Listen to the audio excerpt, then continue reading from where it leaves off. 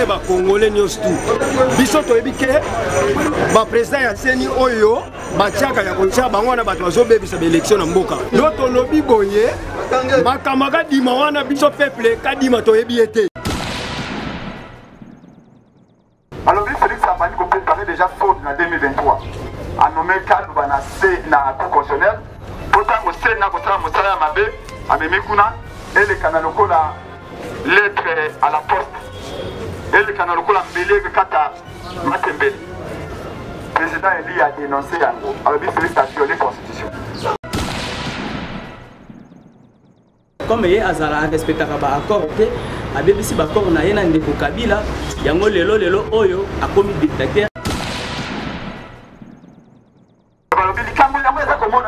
A violé la constitution, a violé la constitution, Kabila a violé la constitution.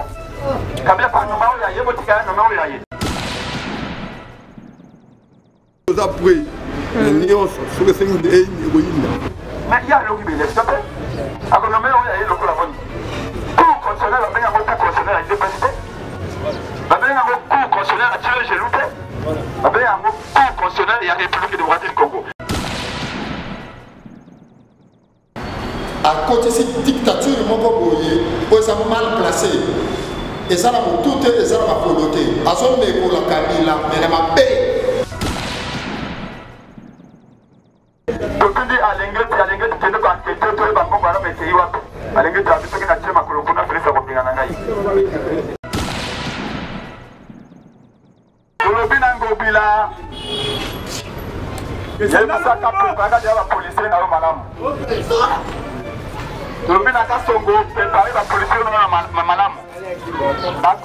Sécuriser bana ya Congo. Yadi boyete. Oh, samedi oyo mbula ebeta pe matangama kitama kitate makolo bitu ko ya lanzela ya liberté. Est-ce que la Mouka et Sali Alliance na FCC? Est-ce que vous monaki content de la FCC? Biso to répondre na appel ya batata épiscopo ya liberté.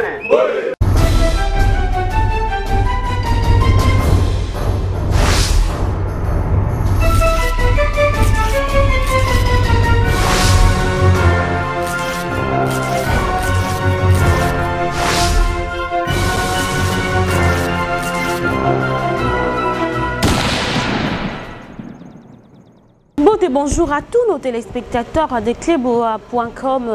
Mbote na Mama Pichu Mangaya, la patronne de la chaîne Boss Lady, Mbote na Cordon Massiala et puis Tonton de la Nation et à Steve derrière la caméra. Toko Lembate pour vous informer, mesdames et messieurs.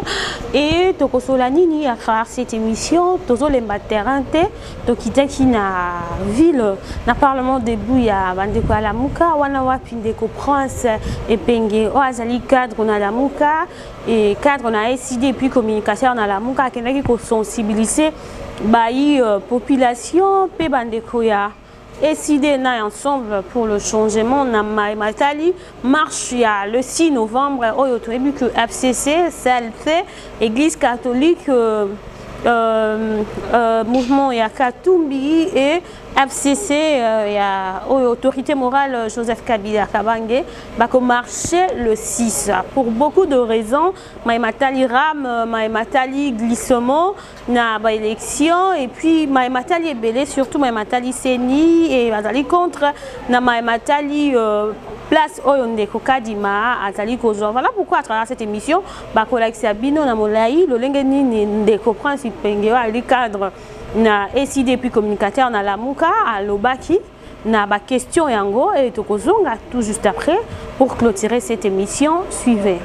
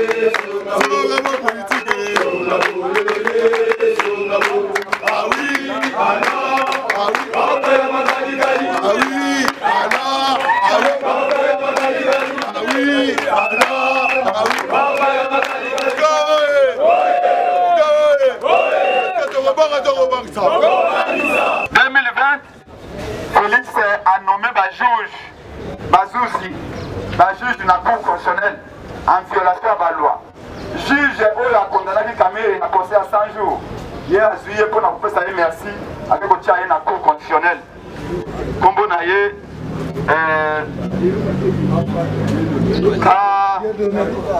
Kaluba. Tolobi naie Kaluba naie moninga naie bato banso bayebi. Même ba ONG va dénoncer yango. Alors Félix Abani ko préparer déjà faute en 2023. A nommé Kaluba na C na cour constitutionnelle. Pourtant au Sénat ko sala mosala mabe amemi kuna et le canal lokola lettre à la poste. Et le canal lokola mbele kata matembele. Président Eli a dénoncé yango. Alors Félix a violé la constitution. Pour le bindé mandat bazo zetila. Pour na kolongo la juge à cour constitutionnelle sengeli soit à Koufi soit bataille tirage au sort soit démissionné. Oh bah juge a profité a démissionné parce que tirage au sort. Comment Azui Kaluba Malamoko tant on va se faire ça Kamere a récompensé le quoi va sacrifier Kamere il a attendu Ekuna na cour constitutionnelle. Même ONG à Libana va dénoncer yango. Quand le président Eli a dénoncé yango que Dongoy voilà avocat juge peut-être zalaka na yena procès à désignation kanda comme opposition à Kolongwa. Aye comme la président Eli alobi voilà ngana azali juriste na constitutionnaliste tala ba mikanda ndenge Félix a violé constitution. OK pona nini bo terminer Félix. Pourquoi bo terminer Félix c'est que boina Kabila. Mais balobi likambo yango eza komonana a violé constitution te ata violé constitution botikaye. Kabila pas violé constitution. Kabila pas nommé ya yebo tika nommé ya ye. Mais il y a l'occupé s'il te plaît. A nommé ya ye lokola boni. Cour constitutionnelle va venir cour constitutionnelle à l'université. Va venir cour constitutionnelle à tirer gelouté. Va venir cour constitutionnelle et à République démocratique du Congo. Et République les alliés Bissau Astali m'a fait à Buki Mobeko. Les alliés violation internationale de la constitution c'est qu'on bengana. Oh, au moni, Fayoulou a Komina Kabila, lokola a terminé Félix. D'ailleurs, il y a 200 millions de dollars et pas Kabila va fabriquer ma photo dans Internet. Nous sommes dans la logique qu'il y a pour ça. Parce que pour la bango, il faut fragiliser Fayoulou. Quand on dit que ça va Mobutu. Vous comprenez qu'après, on peut trouver Nassima Martin Fayoulou. Dans le meeting, nous sommes plein à plein. Mais qu'est-ce qu'il faut faire encore? Il faut commettre un massacre union sacrée. Quand on a union sacrée, Atindi, aventurier ou le match à mer. C'est un aventurier. Azali coopérant. Il y a 50 lobbying. Il y a la casse dans le gouvernement pour 6 millions. Là que nous avons un lobby à Potokuna comme ça, Félix, c'est pas Donald Trump. À quel États-Unis, Trump a dit à Koyambaïté. Le coup, la salle est bon à Bossani. Alors, la Félix de Kéa Koyamba. Comme les États-Unis, 2 jours, Boyambaïté, 3e jour, Boyambaïté. Comme ils ont habité. Ce que nous avons pour la Congo et à Sony. Donc, il y a tout ça, et bien, papa n'a vu dans le cimetière. Ah, mais Félix dans le cimetière. Le cimetière, on a comme à Arlington. Et c'est comme un peu de fanfare. Nous sommes en Mozambique, on a même les États-Unis pas pour visiter le cimetière. Mais ça, mon pouce, un ambassadeur a même mis la poche. Et puis, à succès voyage dans le cimetière. Et pourtant, le cimetière, on a allé à 2 km de Maison Blanche. Baboy Kouyambaye. Ma camille photo dans le cimetière à Zoom. On a même deuxième fois dans New York. Biden, alors les gars, Balobio, il y a Biden à couloir. Il y a quel couloir, il y a quel couloir. Quand on a camarade, un ambassadeur a comme Misaba, un colonel d'armée congolaise de Sakinaï. Un ambassadeur comme vous visitez ma arme à militaire. Un ambassadeur,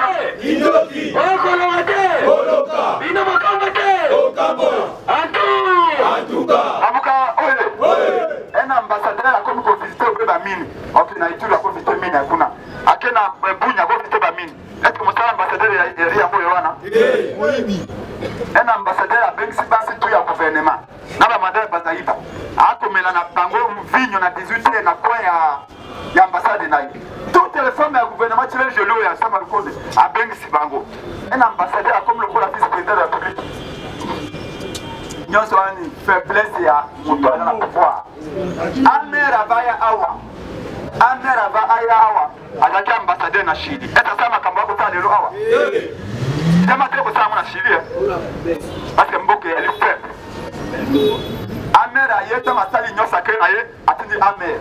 Amer aye na bureau président Fayulu la bandi oh mais ce matin Fayulu na comme on en parle en anglais.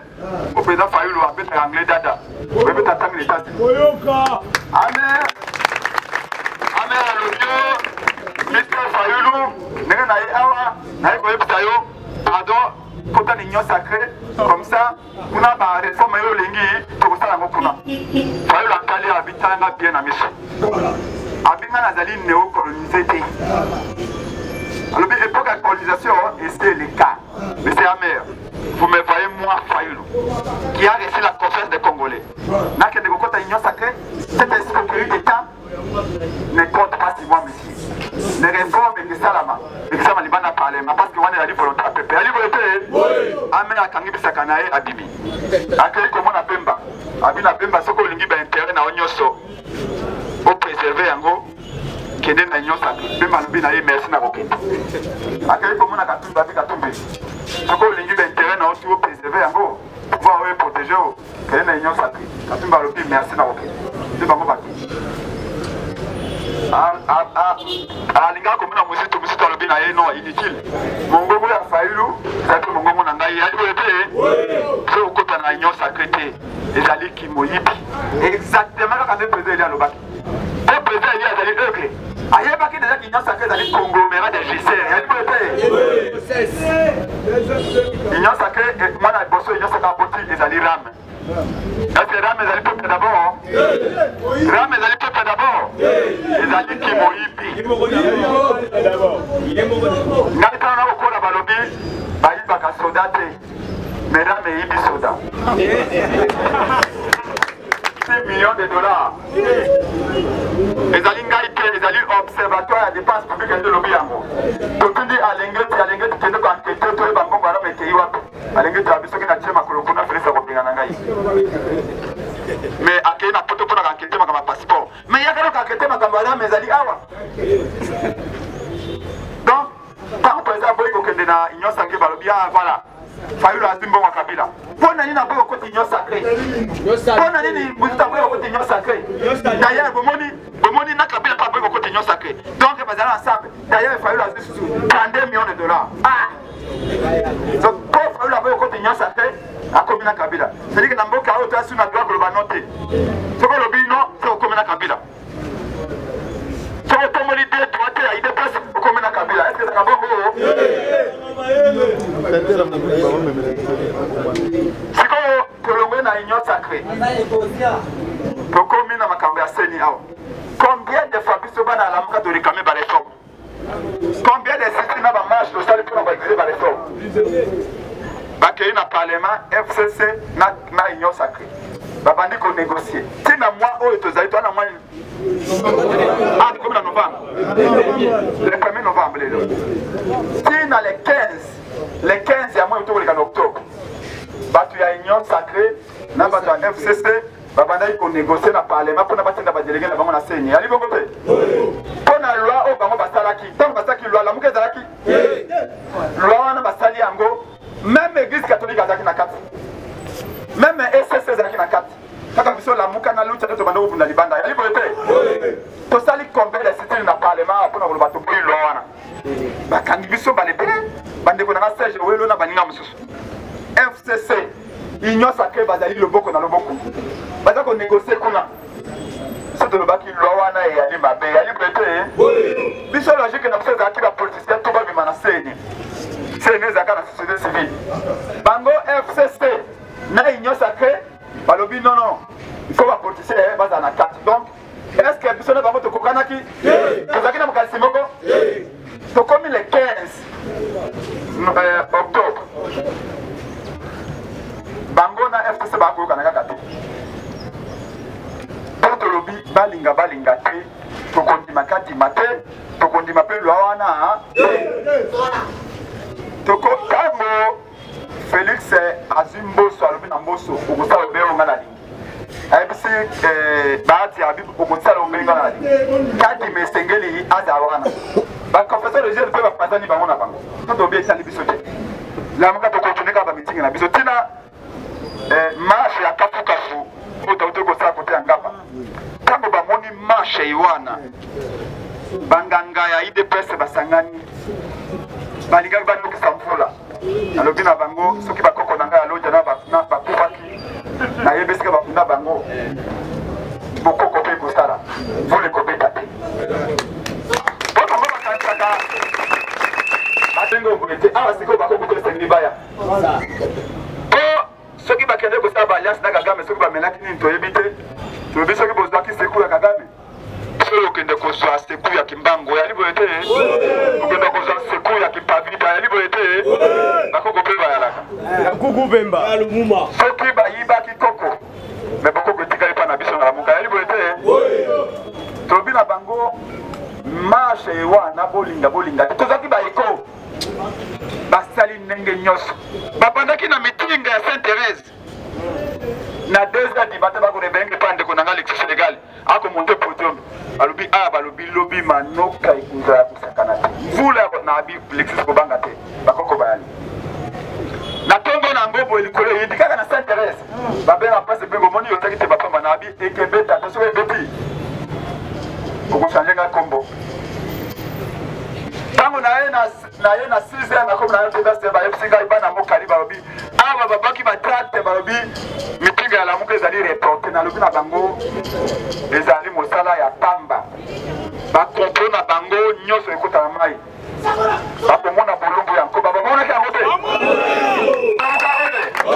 apres wana alobi na biso ntango ekomi afghanistan kotambola o ngaba ngobila tanto ke na televizio ngobela abi kala abi otikela na 1 minute abimi libanda akotuna service de sécurité abi eske ngaba ndamba tubazakibili babi kubanga te kuna mundu akomashe ya te ngaba ekanga bana lemba bana poto bamashaka te fale kosala mpiaka mosusu akosala mpiaka eloko baposalaki seke toyebi kisasa eyebi biso mpe toyebi ka peuple ana posa changement en réalité c'est pas personne à ma défense de peuple balandaka mais ezali constance na ye ezali nde réputation na ye ezali baide na ye mpe surtout mbongo wana oyo peuple alingi ndeko na ngai oye fayulu tambola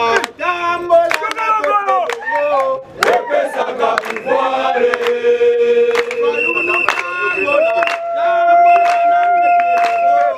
epesaka pouvoir yebisaka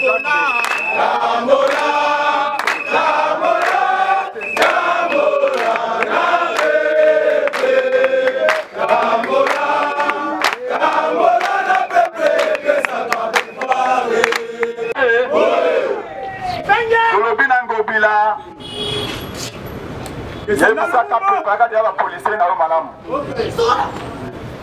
tolobi na kasongo prepare bapolisier na malamu bakoya kosekirize bana ya Congo yadi boye te po samedi oyo mbula ebeta te matanga makita te makolo na biso ekoya na nzela yali boye te est-ce que lamuka esali alliance na FCC est-ce que bomonaki contrat de na FCC biso to répondre na appel ya batata episcopo yali boye te banani bamashaka na biso na 2016 na CLC na bakatolike tozalaka te na 2017 biso na batata katoliko tobimaka na nzela mpona nini mpona changement yali boye te IDPS akomi kofinga basango lelo IDPS akomi kobuka baeklesi ya basango lelo est-ce que ezali malamu lobi ntango tokomarche Jean-Marc Kabunda alobaka église catholique ezali la première église du Congo alobaka Kabila yebela église catholique ayali koya lelo kaka Kabundu kaka Kabuya kaka Chilombo bakomi kofinga basango mwana oyo afinga papa na ye eloko nini ekomelaka ye ntango basango batiki bango bolumbu awa ezalaki mpo bazwaki mbongo biso na bango tozalaka ensemble l'opposition basango baye balobi Kabila alingi baélection te toko oblige ye asala baélection Kabila alingi glissement toko obligé l'église maé à rater. Est-ce que bapesaka batata catholique mbongo? Bapesaka mosongo mbongo? Bapesaka mbongo mbongo? Ezala mpona bolingo ya Congo nde basango babimaka. Ngai na madame Kandolo ya CLC tokenda na paroisse Saint-Dominique na 13e liko tanga bibende. Ya marche de salaka ba catholique na biso opposition. Obi que ça va passer on a Monica Bouya. Elingi ya mbongo. Et comment ça la vie? Ba catholique ende banani. Ba ko sala biso nene. Mais au moins na couper na cadre mo ka IDPS. Ayi nga véritable pas sepenge. Obi depuis bosana ina basango bino la muka na kola la sisute. Obi soko négliger alliance ya Falulu na basango c'est ko bali kizengi. Alobi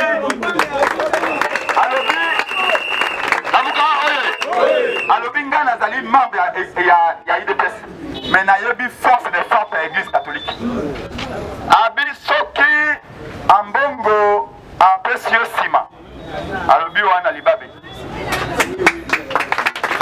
donc IDPS pulu verbal oyo diare oyo bazwi ezali te poto na FCC non c'est pas ça ezali nde alliance ndenge toali penepene ya église catholique ndenge bangisa bango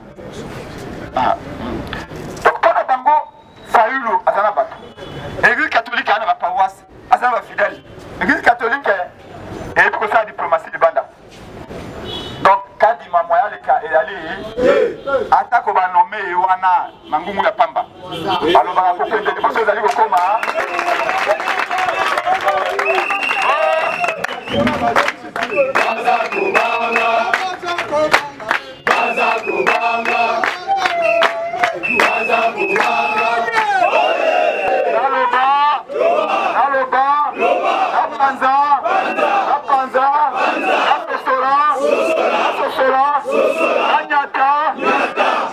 Vous comprenez que l'amour est toujours majorité plurielle. Il y a liberté. Ah, Bicolo, nous sommes alliés. Il y a liberté. Nana Bali, il y a liberté. Malouba Bali, il y a liberté. Matetela Bali, il y a liberté. Masaïli Bali, il y a liberté. Mayaka Bali, il y a liberté. Makoto Bali, il y a liberté. Bicolo, nous sommes alliés. Il y a liberté.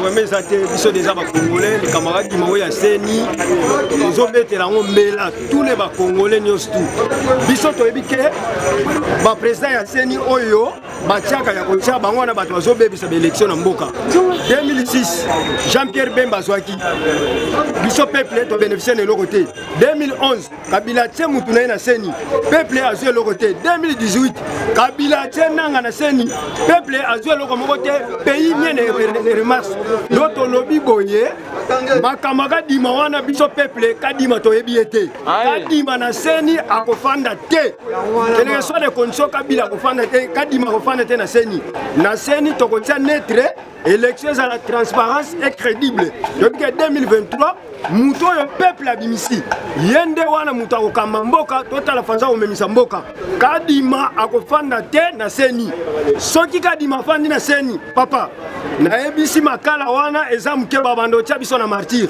pour soulèvement populaire nde kozala na mboka oyo biso tolingi netre na seni oyo mbela ya peuple biso tozobeta le 6 toza na marche pour la déclaration ya kabine ya kadima kadima akofanda na seni te eloko ngana lobi nde yango wana po parce que bato oyo batie na seni Kabila tie asalisi 3 élections ya kotia bato na ye na seni pays tamboli bien te Félix aye kotia kadima aza proche ya Félix plus toyebi depuis kala obomba te donc yango tolobi ke kadima akosala te na seni de journaliste nalingi nano na préciser eloko moko olobaki tozali ensemble na bandeko ya FCC ezali mapete mais il faut koyebisa opinion boye lelo biso na FCC tosali coalition moko te toza na engagement citoyen oyo esali ke ekutanisa biso na FCC seulement te mais ekutanisa biso na baparti oyo bazali kobundela population na kati ya baparti wana tokokuta FCC aza na kati comme plateforme ya M. Joseph Kabila tozali na SID oyo ya M. le président Eli Martin Fayulu tozali na Nouvelle Élan tozali na ba confession religieuse notamment église catholique et église protestante. Et puis tozali na ba mouvement citoyen za kati. Mais ça na ba ndeko misusu ba ikoloba ba été monsieur Kabila ayeko sangana na mwana mboka Martin Fayulu wana ezali eloko ya ko yebisa ba kongomani ete ezali bongo te. Tozana kati ya engagement citoyen pour un ou deux objectifs o ezali pour télémer la dictature ya monsieur Tshilombo et puis pour empêcher ete politisation ezala te na kati ya seni na biso mais ndeko eloko oyo koyeba ezali ndeko Tshilombo ozalaki awa tango ba élection esalemaki aganyaki élection eza information te bakopesa yo oyebi banzela nyonso oyo azweli yango pouvoir lelo oyo abosani moto apesaki ye pouvoir alingi comme ye azala respectaka ba accord te abebisi ba accord na ye na ndeko Kabila yango lelo oyo akomi dictateur ndeko Kabila a répondre na appel ya ba confession religieuse soki biso tozalaki na accord na Kabila ndeko na ngai olingaki yo mona signature ya secrétaire général ya SID na signature ya secrétaire général ya PPRD mais chose grave na kati ya Front Patriotique eza kaka na signature ya ndeko Kabila te to pe na signature ya ndeko Lebos Kitoko to Martin Fayulu te kasi ezali na signature ya ba parti ebele o bazali na souci ya population kubanga koza kase umoni soki te fedre ndeko na biso batalibana ndio ndio basaki wende muraje tosala soki mal soki mbele pesa mike tobanga mpona ndeko na biso akufaki ele fois ezalaki kolona ye eza ntango leo nzambe atyelaki ye tokobanga te kobima soki mbele pesa mike pema na balabala mpona kosala mata tokobanga liwa ya ndeko dave te lokola ndeko dave akufiki eza bato oyo totikali tokomokola te nkuta le 6 tota mobilize lokola mbele pesami ya kosala mal sino kobima na balabala mpona kotelemela dictature oyo motu azoya kolongela biso na kati ya mboka tokosala nini tokobima tokobange eloko moko te liwa eye lelo te liwa eza eloko ya kala o babanda bana meme ye moto azoboya kibokondi yango bamobutu bato babandaki na kibokondi lelo boye baza te bakazango baza te balomumba baza te après marche oyo changement kozala su ya makasi oti makambo esami na Soudan ate abo batie kadima investi asali nyonso akosala te na peso réponse akosala te akosala te mpe toza pre na nyonso soki esengi ekoyinda na nyonso kadima akosala te ata asali eni remise epesi na nanga so toza pre na nyonso biloko tosali yango nde tosangani mpona kolongola elo ye kadima dictature ofélicitation ela biso wana. J'espère que le président élu Martin Fayulu m'a dit ce que l'on s'est passé dans Mboka, on a gratté la maternité, tous les politiciens, Mboka au Congo, de quoi aigle. C'est-à-dire la moni, alors, à tel qu'il y a danger comme dans Mboka. Tshilombo, on a Congo, on a son bidon, sur le Congo, c'est-à-dire tout le temps, on est trop tôt au fou là. Alors, à côté de cette dictature, ils sont mal placés. Et ça, tout est ma coloté. Azon me ko la Kabila, mais ma paix. Kabila ça la côté. Alors les gars me ko la le grand aigle la matière dans le non. Trop c'est trop beaucoup ça va congolais, mais surtout tout va congolais.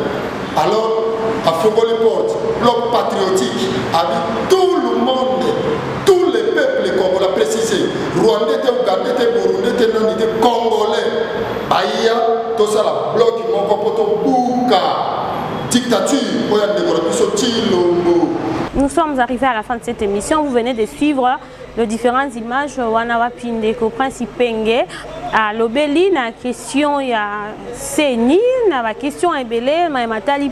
Le président de la République Félix Antoine Tshisekedi donc Oti Kolanda. Merci à Steve derrière la caméra et pour vous signaler mon anniversaire c'est pour le 15 novembre. Vos souhaits et que ça l'a bien. Merci à la patronne Pichu Mangaya. Merci à Cordon Massiala et tonton de la nation. Je vous dis au revoir et à la prochaine. Bye.